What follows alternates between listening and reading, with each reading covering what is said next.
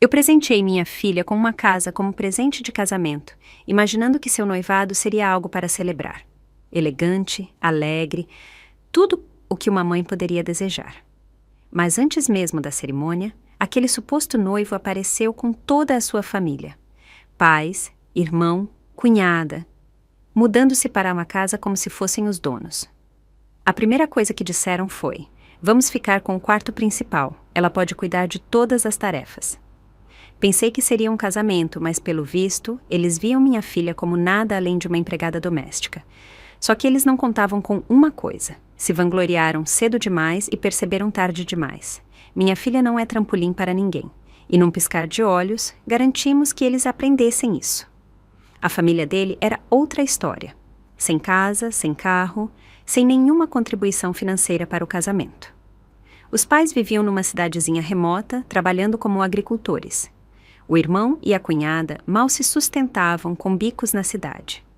Tomás e eu tínhamos dúvidas sobre esse relacionamento desde o início, mas Natália estava apaixonada. Profundamente, teimosamente, perdidamente apaixonada. Ela nos implorou, nos convenceu, insistiu até que finalmente cedemos. Querendo garantir que ela não enfrentasse dificuldades após o casamento, presenteamos Natália com uma bela casa nos arredores de São Paulo, uma residência independente, completamente reformada até o último detalhe. Tomás supervisionou tudo pessoalmente, investindo centenas de milhares de reais em designs personalizados, acabamentos cuidadosamente selecionados e os melhores empreiteiros que o dinheiro podia pagar. Quando a reforma terminou, ele estava tão empolgado que praticamente me arrastou para ver o resultado final. Mas antes de entrarmos, uma voz estridente ecoou pela casa. "Meu Deus, esse bairro parece uma prisão. Todas as casas têm portões fechados. Como vou visitar os vizinhos se ninguém deixa as portas abertas? Caio, vá lá e diga para serem mais amigáveis e pararem de trancar tudo. E esse portão da frente, o que é isso? Parece uma fortaleza, com grades tão reforçadas que parece que estamos guardando um banco. O que acontece quando nossos parentes vierem visitar? Vão ter que esperar lá fora como pedintes? Caio, chame uns pedreiros e derrube essa coisa ridícula." Não precisei nem ver para saber. Era a mãe de Caio, Dona Sandra, uma mulher insuportável. Uma raiva lenta começou a crescer no meu peito. Caio não contribuiu com nada para esse casamento. Nem casa, nem carro, nem mesmo um anel de noivado. Natália, discretamente, comprou um anel para ele, para que não percebêssemos a falta de iniciativa. Em vez de gratidão ou vergonha, eles zombaram, chamando-a de esbanjadora. Um anel, diziam, era apenas uma formalidade. Para que jogar dinheiro fora com algo tão desnecessário? E agora, ali, parada na entrada daquela casa, nossa casa, ouvindo aquela mulher reclamar como se estivesse inspecionando um motel de beira de estrada, senti minha paciência se esgotar. Natália, sempre conciliadora, tentou manter a calma. "Seu João, Dona Sandra, há um centro comunitário incrível por aqui. Se quiserem companhia, eles têm noites de jogos, eventos sociais, muitas oportunidades para conhecer pessoas." Dona Sandra torceu o nariz. "Jogos de cartas? Por favor, acha que não sabemos jogar cartas?" Então, como se fôssemos invisíveis, os pais de Caio saíram para explorar, examinando os quartos, inspecionando os móveis, agindo como se já fossem os donos. Nenhuma palavra de saudação, nenhum olhar em nossa direção. Natália ficou paralisada, dividida entre a cortesia e a incredulidade. Até Tomás, normalmente o mais calmo, parecia completamente atônito. Percebendo minha expressão sombria, Caio correu até mim, sussurrando: "Seu Tomás, Dona Clara, sei que meus pais podem ser animados. Eles só falam alto, é só isso, mas por favor, prometo que eles amam Natália." Antes que eu pudesse responder, uma risada alta e estrondosa veio do quarto principal. "Que quarto maravilhoso!" era a voz de seu João. Por uma fração de segundo, permiti-me ter esperança. Talvez, apenas talvez, eles finalmente valorizassem o que fizemos por Natália. Mas então, prendi a respiração. Lá estava Dona Sandra, esparramada na cama nova como se fosse dela, com as pernas cruzadas e os sapatos ainda nos pés. As lençóis brancos e engomados já estavam manchados de terra pelas solas de seus tênis gastos. Ao lado dela, seu João acendia um cigarro, calmamente, dentro da casa nova da minha filha. Antes que eu pudesse falar, ele pressionou a ponta acesa contra a mesinha de cabeceira de madeira, apagando o cigarro como se fosse um cinzeiro velho. Uma marca escura e carbonizada apareceu imediatamente na superfície polida. A mandíbula de Tomás se contraiu com tanta força que achei que ele quebraria um dente. Natália, visivelmente envergonhada, cutucou Caio, implorando em silêncio para que ele interviesse. Mas ele apenas abaixou a cabeça, os ombros curvados, parecendo uma criança repreendida. Nenhuma palavra, nenhuma defesa. E então, como se a audácia já não estivesse no auge, seu João esticou os braços, soltou um suspiro de satisfação e disse: "Este quarto é perfeito. Muita luz natural, uma vista espetacular. Vamos ficar com este." Quase soltei um palavrão em voz alta. Por um momento, pensei que tivesse ouvido errado. Talvez meus ouvidos estivessem me enganando, mas não. Eles acabaram de entrar na casa da minha filha, deram uma olhada e decidiram tomar o quarto principal. Tomás, Natália e eu ficamos paralisados, atônitos demais para falar. Não era um mal-entendido. Era uma invasão.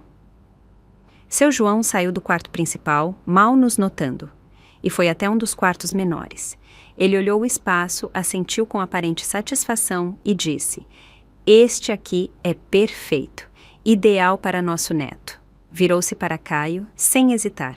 "Liga para seu irmão e diga para cancelar o aluguel. Ele e Janaína devem se mudar com o Lucas imediatamente." E como se o assunto estivesse resolvido, continuou: "Vamos colocar a casa no nome do Tiago. Assim, Lucas terá um lar estável quando começar a escola. Quanto a você e Natália, podem voltar a morar aqui quando tiverem filhos. Até lá, sem pressa." Senti minha paciência se esgotar.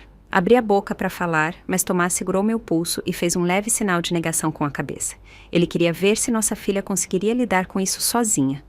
Se ela não estabelecesse limites agora, que futuro teria com essa família? Exalei bruscamente e voltei minha atenção para Caio. O rapaz, que sempre parecera educado, eloquente e respeitoso na nossa presença, estava ali, cabisbaixo, com as costas curvadas, sem dizer uma palavra. Um fantoche sem cordas. Natália, no entanto, havia atingido seu limite. Sua voz ficou fria. "Esta casa foi um presente dos meus pais. Não é uma pensão para toda a sua família. Não acha que está passando dos limites?" A sala ficou tensa. A expressão de seu João escureceu. Uma baforada de fumaça saiu agressivamente de seu nariz, e sua voz ficou mais aguda. "Sua casa?" Ele gesticulou com a mão. "Acha mesmo que este lugar é seu? É a casa do meu filho, o que significa que é nossa. E você tem a ousadia de falar assim com seu futuro sogro antes mesmo de se casar? O que pretende fazer? Nos expulsar quando tiver um anel no dedo?" Ele deixou o olhar percorrer a sala e zombou. "O Tiago continua gastando com aluguel todo mês. Esta casa é enorme. É uma pena desperdiçar tanto espaço. Por que eles não deveriam se mudar?" Dona Sandra interveio imediatamente, com a voz cada vez mais aguda. "Eu entendo, de verdade, é a sua casa de casamento.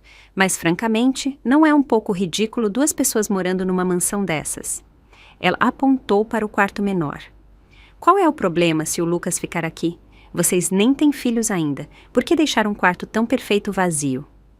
E como se fosse um grande ato de generosidade, acrescentou: "Não queremos tirar vantagem de você, querida.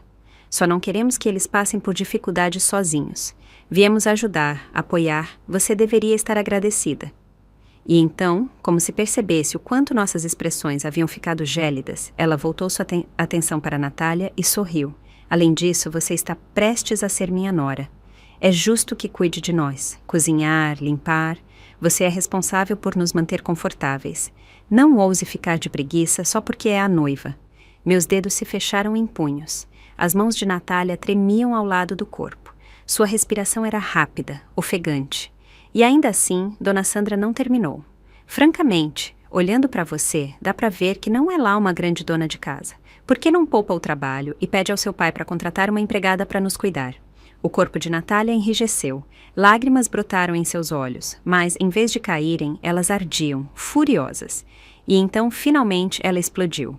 Se querem uma casa na cidade, se querem que cuidem de vocês, paguem por isso. Seu João ficou boquiaberto.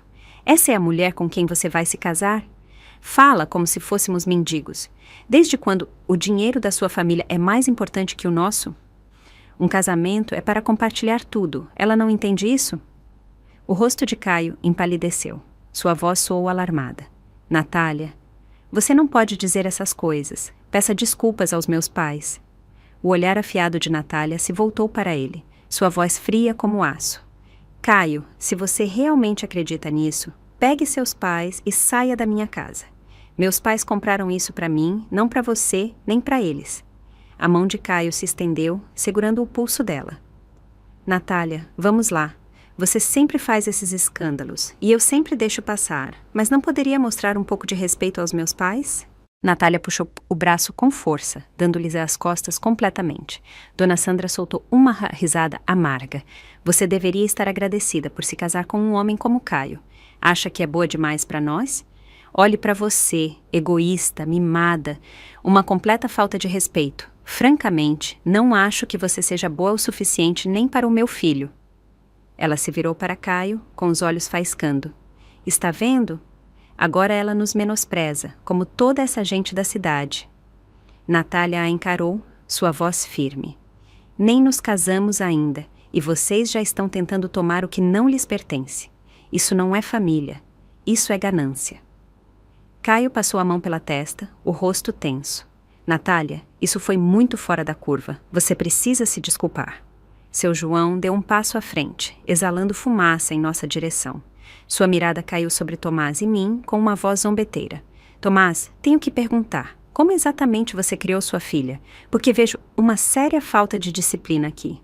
Não tem respeito, nem humildade. É exaustivo ouvir minha casa, o tempo todo. Ele deu outra tragada no cigarro e exalou lentamente. Não estaria menosprezando os caipiras, estaria? Ele estreitou os olhos, acrescentando quase com preguiça. Sabe, o Caio não se tornou assim sozinho. Teve que ser disciplinado quando criança. Amor firme, uma criação de verdade. Por isso ele é educado, trabalhador, humilde, por isso ele tem futuro na cidade. Ele sorriu, um sorriso cortante, sem humor. Quando sua filha se casar conosco, também vai aprender qual é o lugar dela. Caio vai ensiná-la a se comportar. Ele vai garantir isso. Caio ficou congelado ao lado dele, em silêncio. E então assentiu. Um movimento pequeno, quase imperceptível, mas eu vi. Todos vimos. E naquele momento, algo nos olhos de Natália mudou. Tomás olhou para o Silva, completamente atônito.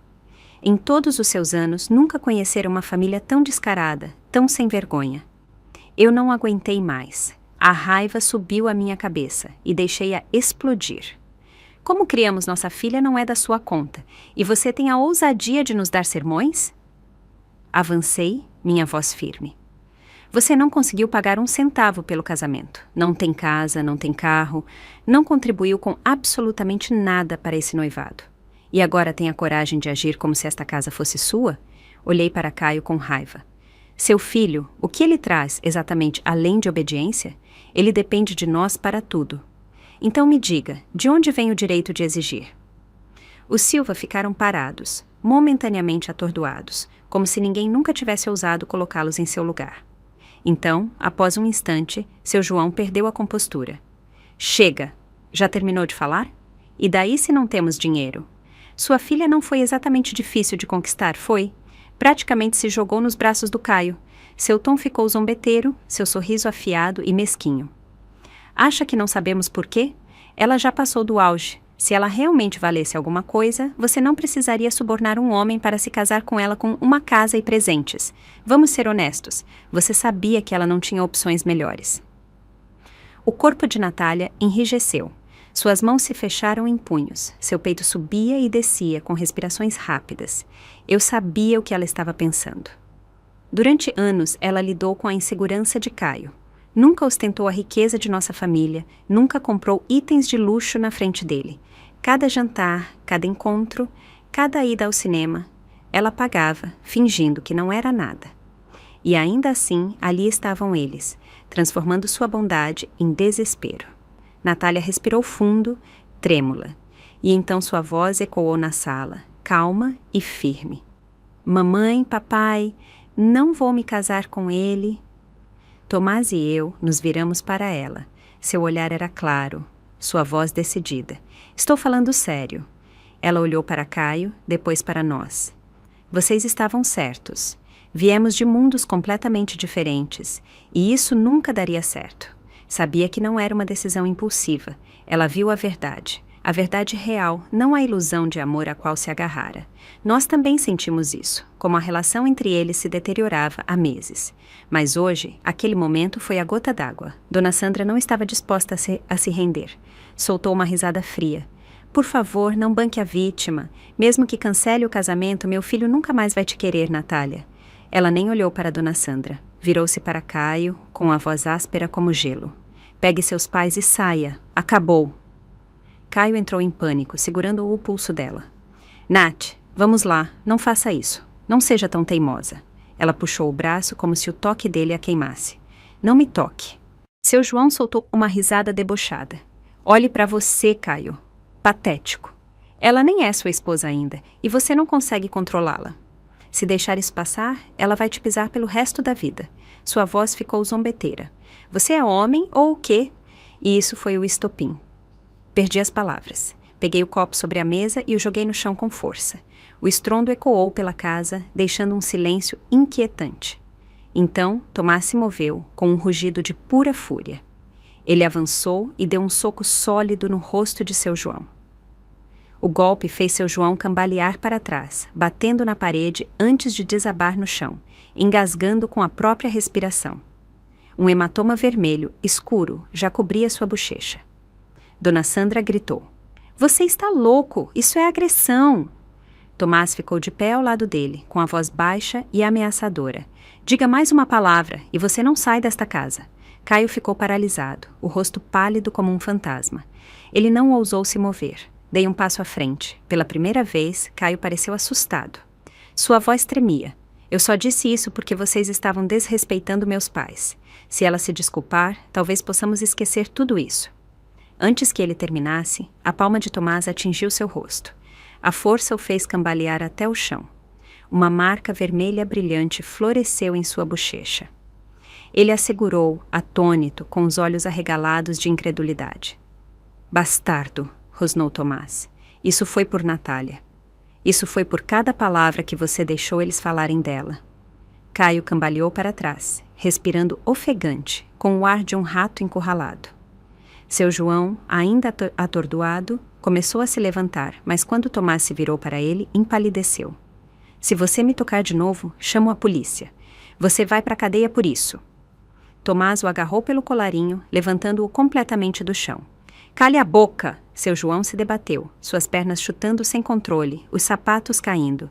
Me solta, seu psicopata! Tomás se aproximou com a voz cortante. Agora te vejo como você é. Mesmo que Natália quisesse se casar com alguém da sua família, eu nunca permitiria. Seu João tremia, sua bravata completamente destruída. Tomás apertou mais forte. Minha filha é inteligente, linda e capaz. Ela não precisa do seu filho. Na verdade, ela é boa demais para ele. Sua voz baixou perigosa. Você não conseguiu pagar um casamento, não conseguiu comprar uma casa e no momento em que entrou aqui, nos desrespeitou. Deixou sujeira nos nossos pisos, fumou nos nossos quartos e agiu como se nós devêssemos algo a você. Então, deixa eu esclarecer. Ele empurrou seu João para trás, deixando-o cair no chão como um trapo descartado. Não vamos te dar nada. Agora saia da minha casa. Seu João, trêmulo, assentiu. Tomás jogou o sapato dele. Pegue isso e vá. Ele se levantou de um salto, quase tropeçando em si mesmo, enquanto corria para a porta. Cruzei os braços, sorrindo com satisfação. Olha só, fugiu e deixou a esposa e o filho para trás. Dona Sandra, ainda atordoada, agarrou o braço de Caio e o arrastou para a saída. Na porta, ela não resistiu a uma última alfinetada. Você vai se arrepender disso. Caio poderia ter qualquer mulher que quisesse. As garotas fariam fila por ele. Sua filha vai acabar sozinha. Dei um passo à frente. e ela saiu correndo. Enquanto desciam as escadas apressados, um deles deve ter tropeçado, porque os três caíram rolando pelos degraus, agitando braços e pernas. Os barulhos ecoaram na entrada. Tomás suspirou, balançando a cabeça enquanto os observava gemendo no chão. Eles mereceram. Pensei que, uma vez que Natália terminasse com Caio, ela finalmente se livraria das absurdidades daquela família e seguiria em frente. Mas claramente subestimei até onde eles estavam dispostos a ir. Naquela noite, quando Natália chegou do trabalho, estava visivelmente abalada. Não disse uma palavra, apenas entrou e deixou a bolsa com um suspiro profundo. Franzi o senho. O que houve? Sem dizer nada, ela me entregou o celular. Caio a havia contatado por e-mail. Natália o bloqueara em todas as plataformas, chamadas, mensagens, redes sociais. Mas de alguma forma, ele encontrou uma maneira de voltar à vida dela. Tomás e eu nos inclinamos para ler o e-mail. O assunto era simples. Natália, já que terminamos, é justo que me pague o que me deve. Tomás arqueou as sobrancelhas. Você pegou dinheiro emprestado dele? Natália deu uma risada seca, sem humor. Confira o anexo. Clicamos no arquivo e minha pressão arterial quase dobrou. Era uma planilha, uma lista meticulosamente organizada de cada real que ele gastara com ela durante o relacionamento. Terça-feira, Starbucks, 2 cafés, 18,21 reais. Flores de dia dos namorados, 45 reais. Corrida de Uber no último fim de semana, K14. Vale presente de aniversário, 200 jantares fora, 12 vezes, total 1.070 reais, dividido igualmente, 885. Linha após linha, perfeitamente organizada, rastreando um ano inteiro de gastos, como se fosse um investimento do qual ele queria retorno. E no final, em negrito.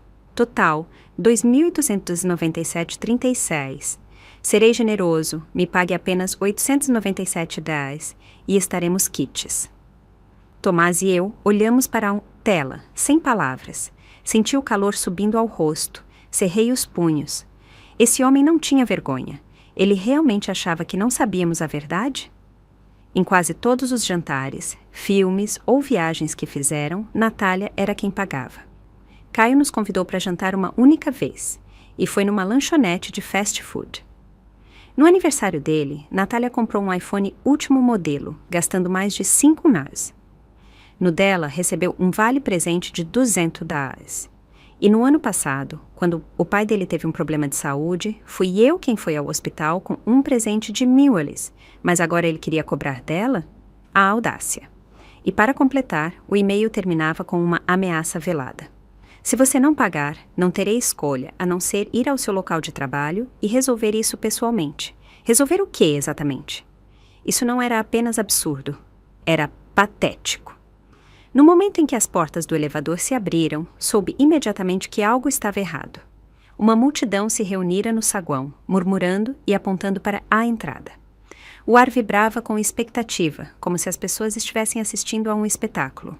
E no centro de tudo, Caio e seus pais. Caio estava encolhido num canto, cabisbaixo, como se tentasse desaparecer. Mas seus pais gritavam como se liderassem um protesto de rua. A voz estridente de Dona Sandra ecoou. Cadê o supervisor?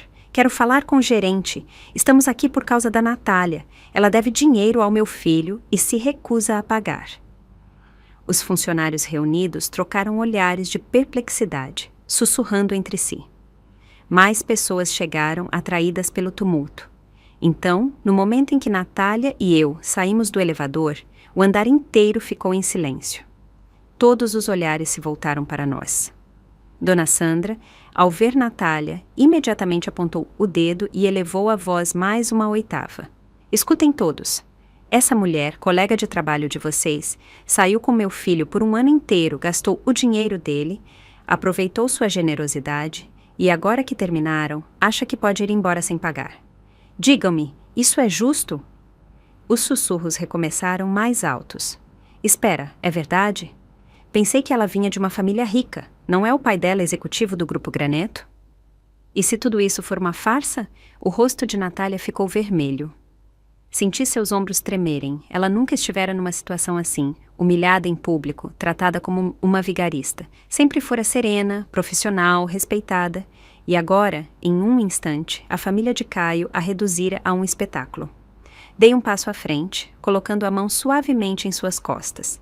Calma, eu resolvo isso. Endireitei os ombros, cruzei os braços e fixei meu olhar em Dona Sandra. No momento em que entrei, a arrogância dela vacilou. Eles já haviam sentido a fúria de Tomás uma vez. Sabiam do que éramos capazes. Ainda assim, Dona Sandra se esforçou, tentando salvar sua atuação. Só queremos o que é justo. Sua filha deve dinheiro ao meu filho e estamos aqui para cobrar. Arqueei uma sobrancelha, minha voz fria e cortante. Ah, já que estamos fazendo um escândalo público, quanto exatamente ela deve? Dona Sandra hesitou por meio segundo, depois se endireitou. Muito dinheiro. Quanto exatamente? Pressionei. Ela tremeu levemente, mas depois gritou. 897,36. A sala congelou. Um momento de silêncio absoluto, seguido por uma explosão de risadas. Espera, o quê? Todo esse circo por menos de 3.000 reais? Pensei que ela devia centenas de milhares. E ela disse 36 centavos? Quem calcula assim? Os sussurros se transformaram em zombaria total. A expressão de Dona Sandra vacilou, mas seu João interveio, determinado a salvar a dignidade da família.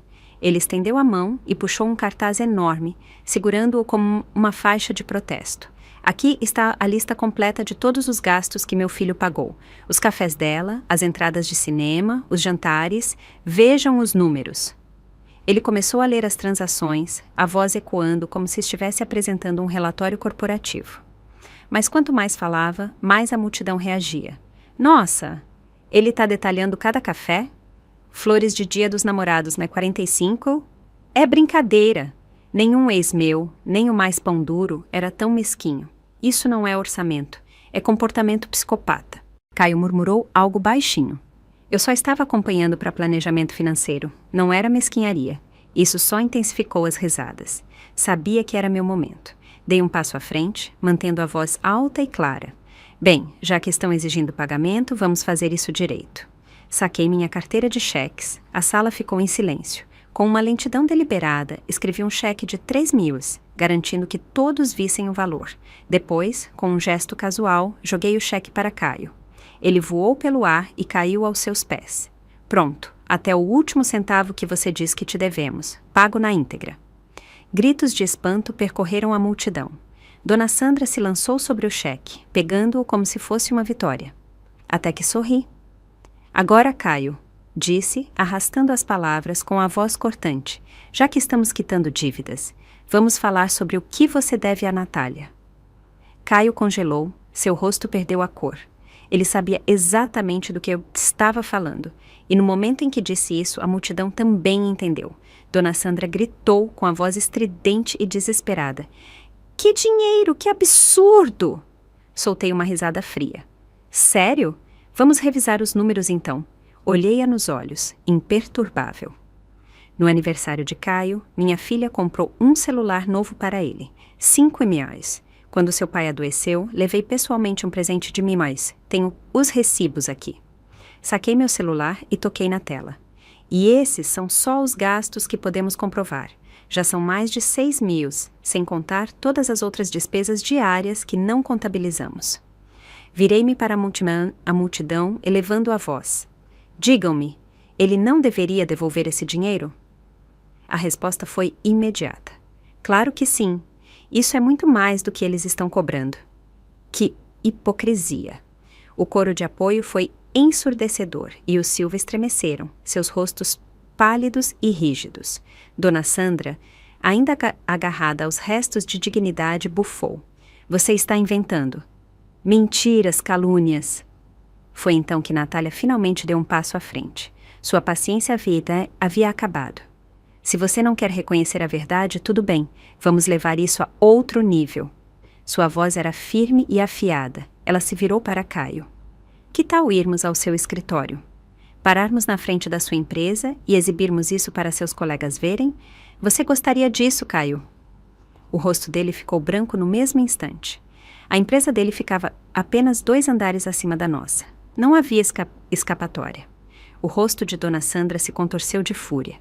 Sua ingrata. E então ela avançou, levantando a mão na direção do rosto de Natália. Desta vez, eu estava pronta. No momento em que ela se moveu, dei um passo à frente, colocando-me entre elas. Minha voz era baixa, calma e firme. É melhor você abaixar essa mão. Um silêncio gelado tomou conta da sala. O braço de Dona Sandra ficou paralisado no ar, seu rosto rígido e atônito. Não pisquei, não hesitei. Apenas a encarei. E então, lentamente, mudei meu olhar para Caio. Você veio aqui para fazer uma cena, mas tudo o que conseguiu foi destruir a pouca dignidade que ainda tinha. Caio olhou para o chão, em silêncio, derrotado. Respirei fundo e me virei para os funcionários reunidos, mas em vez de falar com eles, dirigi-me a Natália. Vamos! Levaremos isso à gerência da empresa dele e lidaremos com isso de forma profissional, sem gritos, sem ameaças, apenas ação. Sem dizer mais nada, nos viramos e caminhamos para o elevador. Não olhamos para trás. Não era necessário.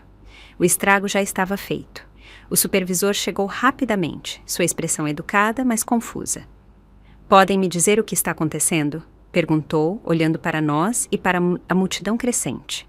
Mostrei o e-mail de Caio, aquele que ele enviara com tanta ousadia exigindo dinheiro. Resumi a situação com calma. Não estamos aqui para discutir. Minha voz era firme e inabalável. Queremos apenas uma resolução justa. O supervisor leu o e-mail rapidamente, franzindo o senho ainda mais enquanto eu explicava. Então, uma assistente se aproximou e sussurrou algo em seu ouvido. Seus olhos se voltaram para mim e seu comportamento mudou quase instantaneamente. Desculpe-me, a senhora é Dona Clara, do Grupo Graneto? Assenti, oferecendo um sorriso sereno. Sou eu? Imediatamente, sua postura se endireitou, seu tom ficou formalmente cortês. Lamento profundamente que essa situação tenha chegado a esse ponto. Nossa empresa leva muito a sério o profissionalismo e a ética. Falarei com Caio em particular para tratar disso. Ele se virou para Caio, endurecendo o tom. Caio, estou realmente decepcionado. Manter registros detalhados de gastos pessoais, exigir reembolso após um término e causar tumulto público na frente do escritório de outra empresa, isso é completamente inadequado. O rosto de Caio empalideceu. Ele abriu a boca, procurando uma desculpa. Eu não pensei que se tornaria isso, só... O supervisor o interrompeu. Você não apenas se envergonhou, como também prejudicou a imagem desta empresa. Isso será relatado ao RH. Caio se encolheu visivelmente, a cabeça baixa, as mãos se retorcendo. Agradecia ao supervisor com cortesia. Pronto. Virei-me para a Natália. Vamos? Mas justo quando demos um passo, a voz estridente de Dona Sandra cortou o ar. Isso não acabou. Fiz uma pausa, então me virei lentamente, encarando-a com um olhar calmo e firme. Não precisava dizer nada. Naquele momento, todos sabiam quem havia vencido.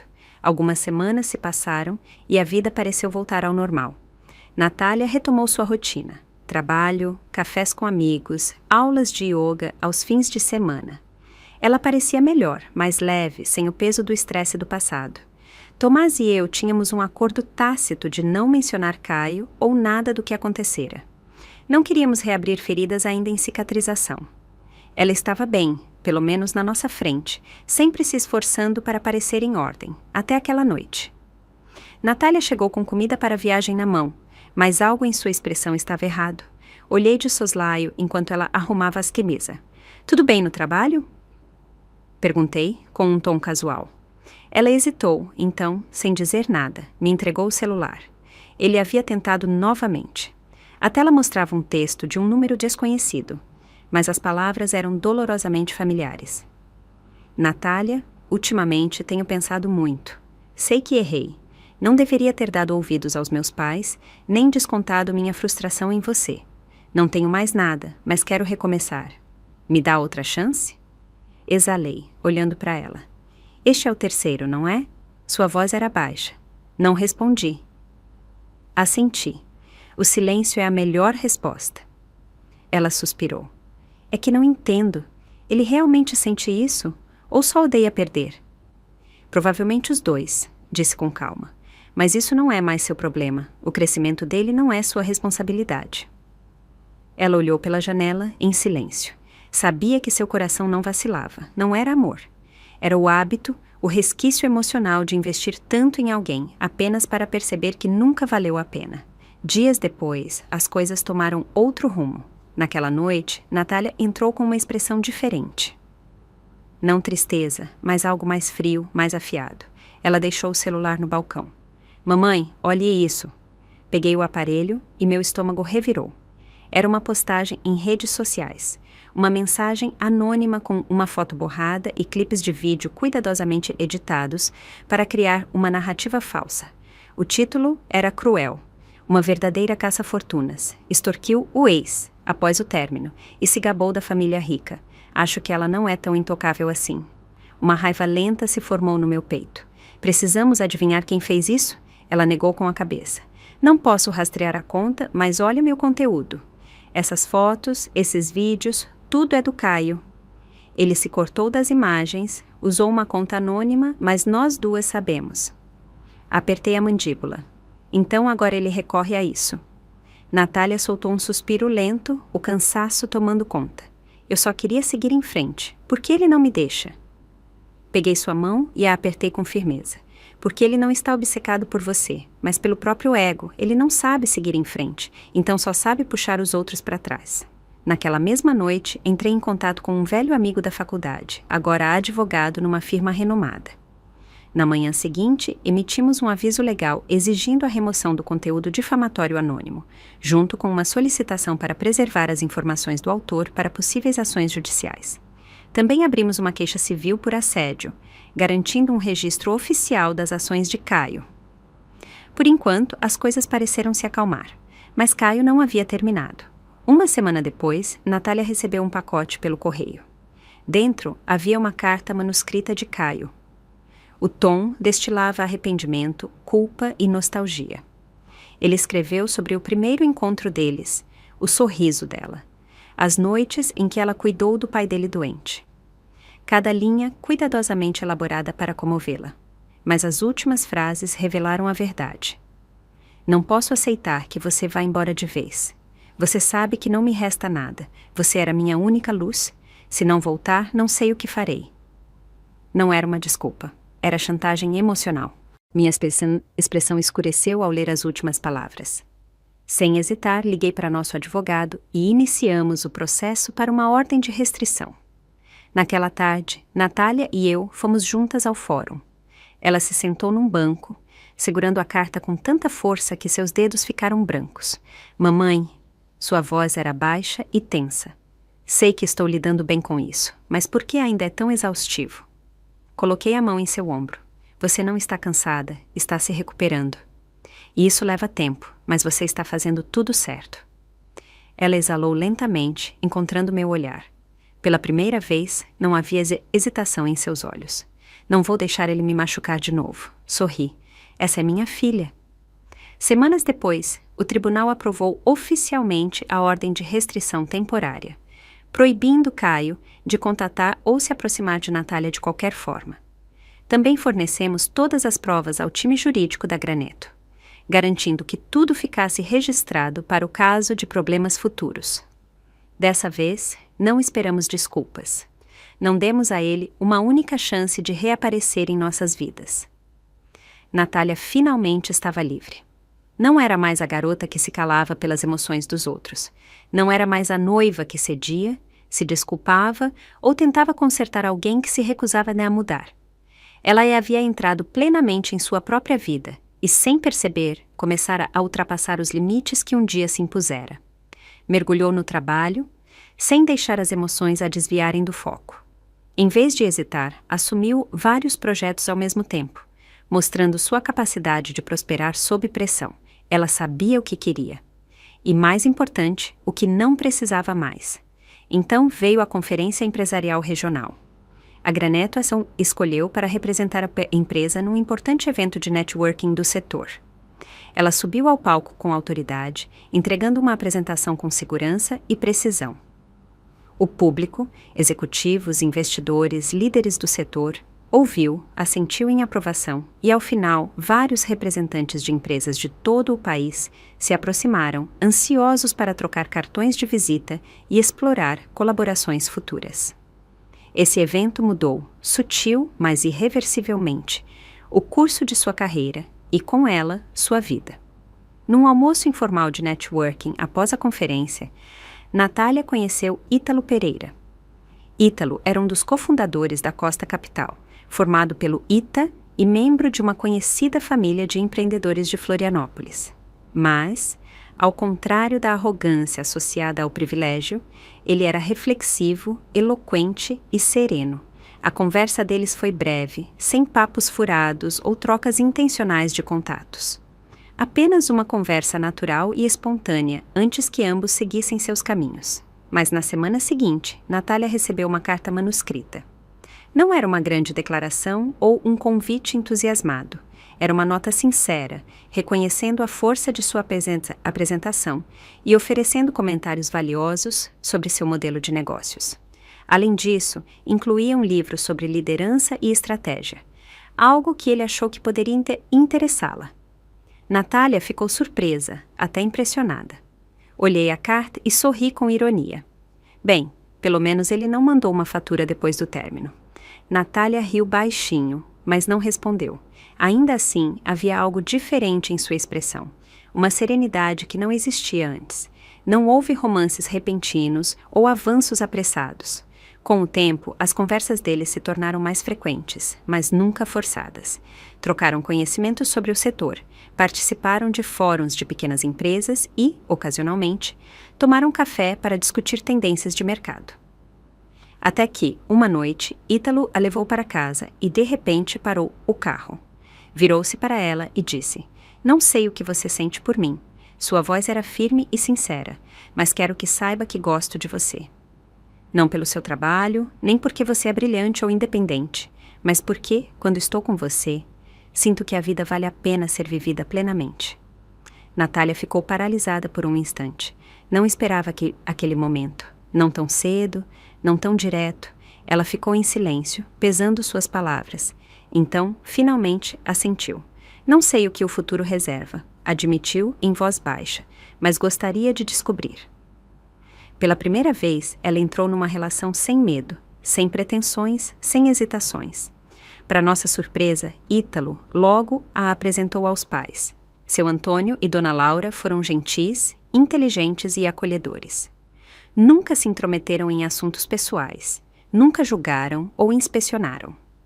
Em vez disso, trataram Natália com o mesmo respeito que dariam a qualquer adulto capaz. No jantar, Dona Laura preparou pessoalmente uma sobremesa e sorriu com carinho. "É a primeira vez que Ítalo traz alguém para casa. Tive que caprichar." Mais tarde, seu Antônio puxou Tomás de lado e disse em voz baixa: "Ela é extraordinária. Inteligente, equilibrada, sabe o que quer. Estamos felizes que Ítalo a conheceu. Não havia exigências, nem pressão. Apenas uma família que valorizava a conexão genuína e respeito mútuo. Era tudo o que a família de Caio nunca foi." Mas coisas boas raramente passam despercebidas. Uma tarde, apareceu uma foto online. Uma imagem espontânea de Natália e Ítalo num evento empresarial. O sobrenome Pereira não demorou a circular nos círculos do setor e logo a notícia chegou a Caio. Naquela noite, Natália saiu do escritório e encontrou Caio esperando perto da entrada. Seu rosto estava pálido, sua expressão contorcida. "Então é isso?" Ele deu um passo mais perto, a voz baixa e ressentida. "Você me deixou e correu direto para os braços de outro homem." Natália não se abalou. Encarou-o diretamente. "Caio, vá embora. Você não tem direito de me questionar." Suas narinas dilataram. "Você estava planejando isso o tempo todo, não é? Já estava com ele enquanto ainda estava comigo." A voz dela endureceu. "Você precisa parar. Tenho uma ordem de restrição contra você. Se continuar, chamarei a polícia agora mesmo." O rosto de Caio se contorceu, as mãos apertadas ao lado do corpo. Ele estava prestes a retrucar, quando outra presença surgiu do estacionamento. Ítalo se aproximou, sua postura calma, sua expressão contida, mas sua presença mudou o ambiente. Ele ficou ao lado de Natália, com a voz tranquila, mas firme. "Não sei quem você é", disse Ítalo. "Mas se der mais um passo em direção a ela, eu mesmo chamo a polícia." Caio piscou, assustado. Não notara a chegada de Ítalo, e certamente não esperava esse confronto. "Você é o novo namorado, é?" Sua voz ficou zombeteira, mas havia uma rachadura em sua bravata. "Acha que é melhor que eu?" Ítalo não caiu na provocação. Não importa quem eu seja, disse calmamente. O que importa é que você entenda. Você não pode mais machucá-la. Não houve gritos nem confronto dramático, mas o peso de suas palavras sufocou Caio mais que qualquer briga. Por um instante, ele ficou ali, olhando para eles. Natália erguida, imune à sua raiva, Ítalo ao seu lado, firme e inabalável. Algo se quebrou dentro dele. Ele finalmente entendeu. A mulher que ele criticara, menosprezara e tentara controlar agora estava num mundo diferente, banhada por uma luz que ele nunca alcançaria. E ele nem tinha mais direito de estar ao lado dela. Enquanto se afastavam, Caio ficou paralisado, o rosto ilegível, uma tempestade de raiva, arrependimento e finalidade. Mas o mundo seguiu em frente sem ele, e Natália nunca olhou para trás. Depois do jantar, Natália e eu caminhamos por uma trilha estreita, nossos passos lentos e pausados. A brita rangia suavemente sob nossos pés, e atrás de nós, as árvores balançavam com a brisa do entardecer, suas sombras dançando no chão. Era um lugar que visitávamos muito quando ela era criança. Natália adorava pular nas pedras lisas à beira do lago, e meu coração disparava toda vez que ela cambaleava na margem. Eu estendi a mão, segurando a manga de sua jaqueta, tentando mantê-la equilibrada. Agora, seus passos eram firmes, medidos, seu olhar claro e resoluto. Lembra como eu corria na água para pegar pedras? Perguntou ela de repente. Sorri. Claro! Você sempre dizia que cada uma era única, que precisava levar todas para casa e lavá-las bem. Ela deu uma risada suave. Naquela época, eu achava que valia a pena guardar cada pequeno detalhe do mundo. Fez uma pausa, pensativa.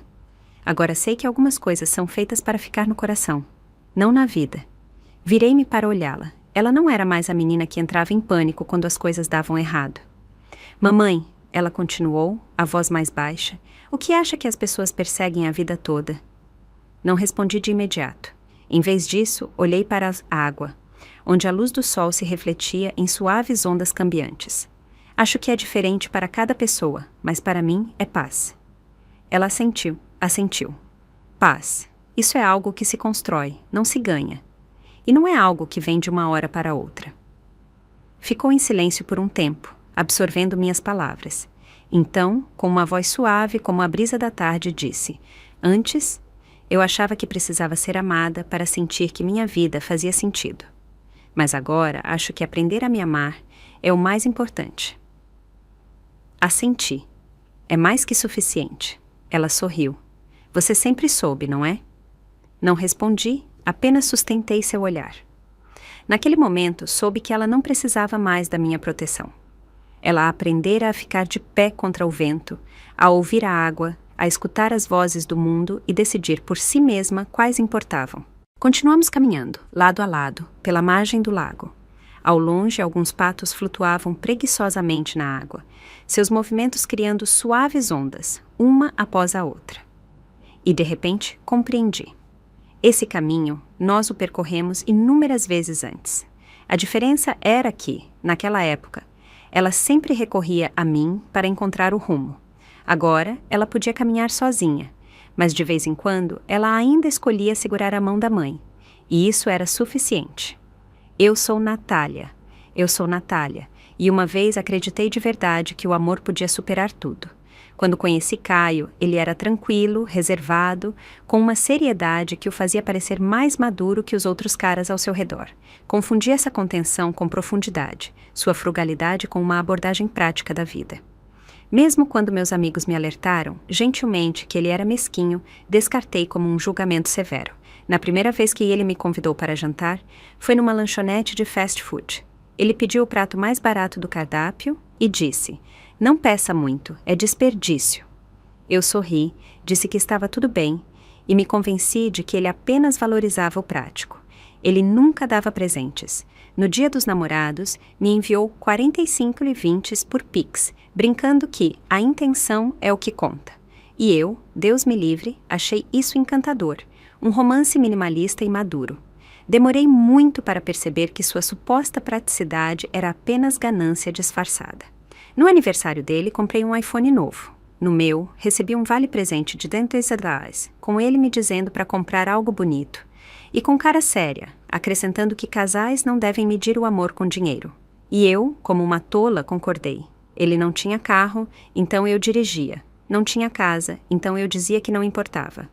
Ele disse que ainda não podia comprar um anel, então escolhi um em segredo. Pedi à minha melhor amiga que o comprasse para que eu pudesse surpreendê-lo no dia do nosso casamento. Agora, olhando para trás, não acredito como fui cega. E isso foi só o começo. Na primeira vez que visitei a casa dele, a mãe mal me olhou antes de perguntar, friamente, "Você cozinha?" Antes que eu pudesse responder, ela acrescentou, "As garotas da cidade não têm lugar na cozinha, mas vou te dizer uma coisa, isso não vai funcionar na nossa família." Eu ri, pensando que era uma brincadeira, e disse, "Sei cozinhar e adoraria aprender mais." Ela não sorriu, apenas bufou, como se algo tivesse sido confirmado. Pensei que, se fosse gentil e sincera o suficiente, ela acabaria me aceitando. Não percebi que aquele era apenas o início de suas intermináveis provas e críticas. Ela zombou das minhas roupas, dizendo que eu me vestia de forma muito chamativa. Zombou da minha carreira, dizendo que uma mulher ambiciosa demais é difícil de controlar. Zombou da minha personalidade, dizendo que eu não era delicada o suficiente para ser uma boa esposa. Caio nunca me defendeu. O que dizia era, "É assim que ela é, não leve para o lado pessoal." Naquele momento pensei que ele estava mantendo a paz. Agora sei que ele era apenas um covarde. O pai dele foi ainda mais direto. "Você não vai ter tempo para trabalhar quando começar a ter filhos. Não precisa desperdiçar energia pensando numa carreira." Eles acreditavam que eu não deveria ter ambições, nem espaço próprio, nem mesmo minhas próprias opiniões. E eu, Deus me ajude, disse a mim mesma para aguentar. Pensei que as coisas mudariam depois do casamento. Mas o momento que me acordou foi a casa. Caio disse que não podia comprar uma, então sugeri que meus pais nos presenteassem com uma como parte do meu dote. Ele não hesitou, sorriu e correu para contar aos pais. Foi então que eles mostraram quem realmente eram. A mãe dele declarou imediatamente, "Vamos ficar com o quarto principal. O segundo quarto será para o Lucas, nosso neto. E o Tiago e a família dele também vão se mudar." Tentei ser racional, tentei conversar. Ela riu na minha cara. "Sua mãe te comprou uma casa grande, que sorte. Mas isso não significa que você tem voz aqui." Caio ficou lá, em silêncio. Mais tarde, quando o confrontei, ele me puxou de lado e sussurrou, "Ela só está falando, não leve tão a sério." Foi quando finalmente vi. Eu nunca fui a nora deles. Eu era um recurso. Uma casa, uma carteira, uma estranha conveniente que poderia sustentar, mas nunca ser respeitada. E o mais absurdo. Depois que terminamos, Caio espalhou rumores no trabalho, me chamando de fria, metida e materialista. Depois, teve a audácia de me enviar uma planilha, listando cada café, cada jantar, cada viagem que ele pagou, exigindo que eu devolvesse 897. Eu ri, realmente ri. A mesma garota que comprou o próprio anel de noivado agora era chamada de caça-fortunas. Transferi o valor total, não porque eu devesse algo, mas porque queria fechar aquela porta para sempre. Depois disso, a vida dele desmoronou. Ele foi demitido do trabalho, a reputação da família foi abalada, cada currículo que enviava recebia silêncio. Diziam que ele parecia exausto, miserável, perdido. Não sei dizer, porque a essa altura eu já não me importava mais.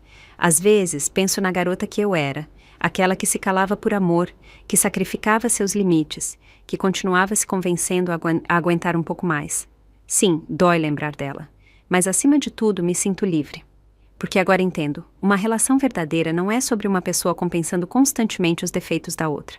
Eu nunca fui a salvadora dele, nunca fui o plano financeiro da família dele. Eu me afastei e vivi melhor. Ele foi consumido pela própria ganância, pelo próprio egoísmo. Essa é minha vingança mais silenciosa e digna. Sem gritar, sem conspirar, sem nem mesmo odiar. Apenas vivendo uma vida que ele nunca poderá tocar. Desta vez, não me curvo a ninguém. Desta vez, sigo em frente, apenas por mim. Se você gostou dessa história, pode se inscrever no canal e curtir esse vídeo. Você pode me apoiar enviando um super obrigado para ouvir mais histórias como essa. Até a próxima!